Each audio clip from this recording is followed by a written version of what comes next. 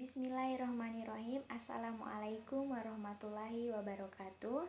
Perkenalkan, nama saya Rina Supianti, NIM 18531174. Saya berasal dari lokal PAI 5C, mata kuliah Manajemen Berbasis Sekolah, dosen pengampu Pak Siswanto.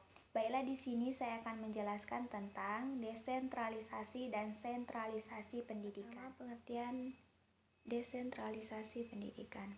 Secara umum, desentralisasi pendidikan adalah pelimpahan wewenang dan tanggung jawab dari institusi pendidikan tingkat pusat kepada institusi pendidikan di tingkat daerah hingga pada tingkat sekolah.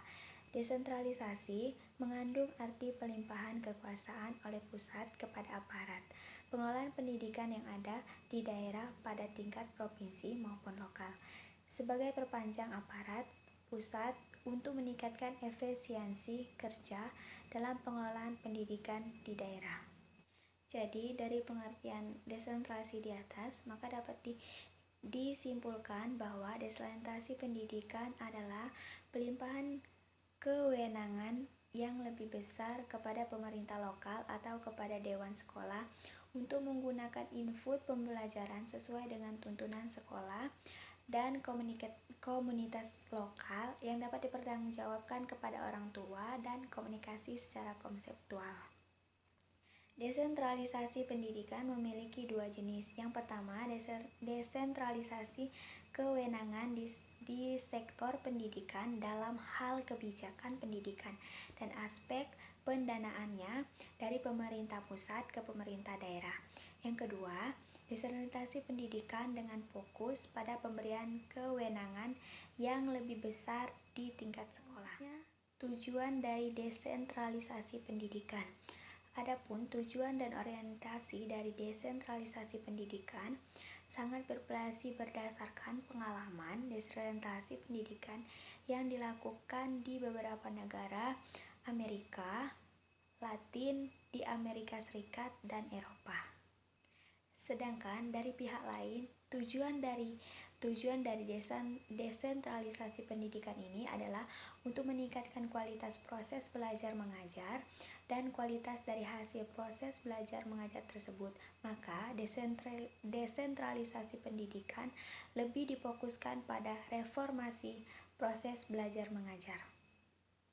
Selanjutnya, karakteristik desentralisasi. Desentralisasi pada sistemnya akan terdapat berbagai macam tingkatan otonomi dalam pengambilan keputusan pada satu daerah. Pada umumnya, keuangan dialokasikan untuk tingkat operasional dan keputusan yang terkait dengan pengguna sumber daya. Sumber daya diambil oleh sekolah setempat karena sistem desentralisasi mencerminkan berbagai macam tingkat otonomi, termasuk kesempatan memperoleh kekuatan dan sumber daya untuk lembaga pendidikan. Selain memiliki karakteristik, desentralisasi ini juga memiliki kelebihan dan kekurangan. Yang pertama, kelebihan dari desentralisasi. Kelebihan yang pertama, dapat melahirkan sosok manusia yang memiliki kebebasan berpikir. Yang kedua, mampu memecahkan masalah secara mandiri, bekerja dan hidup dalam kelompok kreatif, penuh inisiatif dan empati. Yang ketiga, memiliki keterampilan interpersonal yang memadai. Keempat, mendorong terjadinya partisipasi dari bawah secara lebih luas. Yang terakhir, mengakomodasi terwujudnya prinsip demokrasi. Yang kedua, kekurangan desentralisasi. Pertama, wewenang itu hanya menguntungkan pihak tertentu atau golongan serta dipergunakan untuk mengeruk keuntungan para oknum atau pribadi. Yang kedua, sulit dikontrol oleh pemerintah pusat. Dan yang ketiga, masa transisi dari sistem sentralisasi ke desentralisasi, kemungkinan terjadinya perubahan secara gradul dan tidak memadai secara jadwal pelaksanaan yang tergesa-gesa. Dan yang keempat, kurang jelasnya pembatasan rinci kewenangan antara pemerintah pusat, provinsi, dan daerah. Yang kelima, kemampuan keuangan daerah yang terbatas. Dan yang keenam, sumber daya manusia yang belum memadai. Pengertian sentralisasi pendidikan. Sentralisasi pendidikan adalah keterlibatan pemerintah pusat dalam mengembangkan kurikulum atau program pendidikan yang akan diterapkan pada semua jalur, jenjang, dan jenis pendidikan yang bertujuan untuk mewujudkan tujuan pendidikan nasional. Kelebihan dan kekurangan sentralisasi pendidikan. Yang pertama, kelebihan sentralisasi: totalitarisme penyelenggaraan pendidikan, keseragaman manajemen sejak dalam aspek perencanaan, pengelolaan, evaluasi, hingga model pengembangan sekolah dan pembelajaran.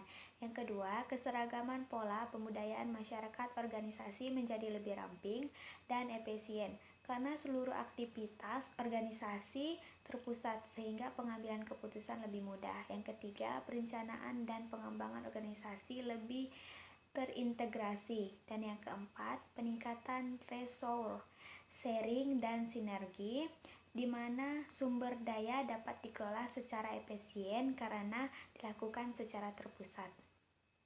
Kedua, kekurangan sentralisasi. Pertama, kebijakan dan keputusan pemerintah daerah dihasilkan oleh orang-orang yang berada di pemerintah pusat sehingga waktu untuk memutuskan suatu hal menjadi lebih lama. Yang kedua, melemahnya kebudayaan daerah. Dan yang ketiga, kualitas manusia yang robotik tanpa inisiatif dan kreativitas. Yang keempat, melahirkan suatu pemerintah yang otoriter sehingga tidak mengakui akan hak-hak daerah. Dan yang kelima, kekayaan nasional, kekayaan daerah telah dieksploitasi untuk kepentingan segelintir politik. Itulah penjelasan dari saya. Apabila terdapat kesalahan dan kekurangan, saya mohon maaf. Saya akhiri, wabillahi taufiq wal hidayah. Wassalamualaikum warahmatullahi wabarakatuh.